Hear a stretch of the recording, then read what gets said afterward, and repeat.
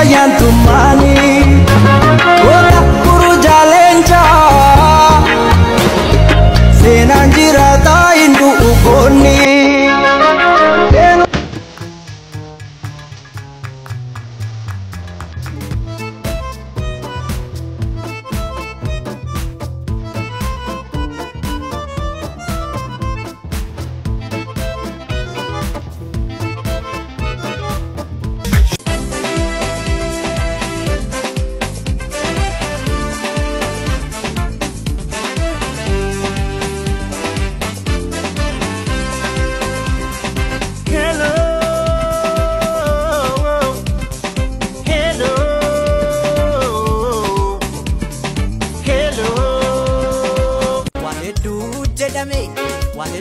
Snibikna no tilmani oromo malif dokuntani malif wali mormina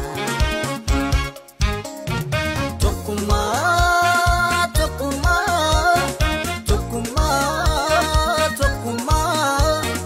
la ilmani oromo tokuma kuma tokumani kumna tokuma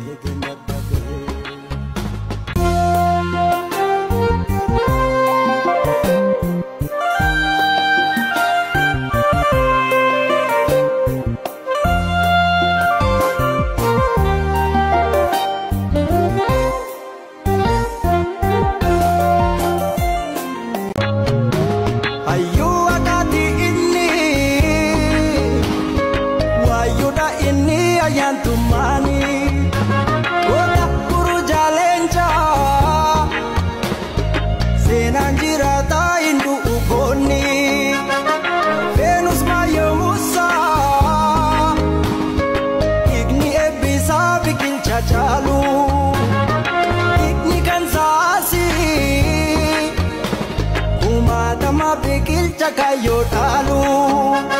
ajenko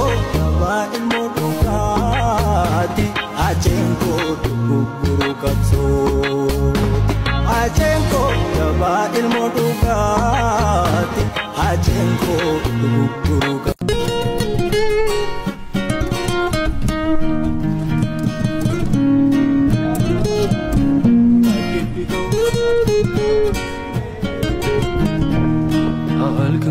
Ijarran badu cese kau suanu makin yada takiti ko kandur dabar sini mulu kenya yada ditan gada esa jirta malo kotu nawal anta esa jirta malo kotu nawalan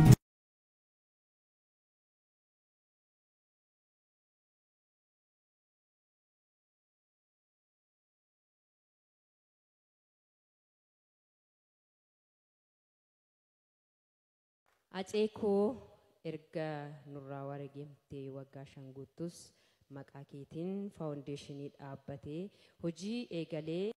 waggaa afuraffaasaati. Waggoottan kana keessatti ati yeroo lubbuun jirtu hojii hojjechaa turte itti fufsiisuuf hojjechaa kan jirru yoo ta'u hojiiwwan hojjetaman keessaa waggaa waggaan badhaasa Haacaaluu Hundeessaa qopheessuun ummata rakkoon irra gahee bakka adda addaatti dhaqqabuun deeggarsa namummaa gochuun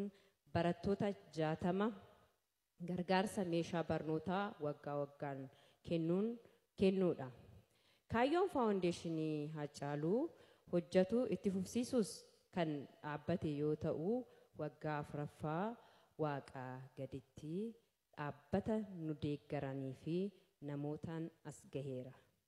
Faawundeeshiniin Haacaaluu Hundeessaa karoora hojiiwwan gurguddaa of keessaa qabu keessaa kan hojjetee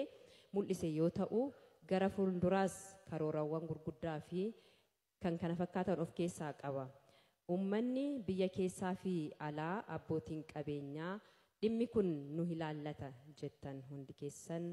akka faawundeeshinii Haacaaluu cinaa dhaabbattan asumaanan ergaa koo dabarsa. Waliin taanee waliin hojjechuuf jaalala Haaceef qabnu ibsuun waan nurraa eeggamuuf hundi keessan karaa SMS 7855 guyyaatti qarshii tokko deeggaruun akkasumas biiroo faawundeeshinii Haacaaluu Hundeessaa Lidataa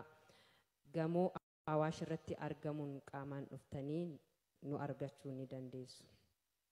Faawundeeshiniin Haacaaluu Hundeessaa hojiiwwan ummata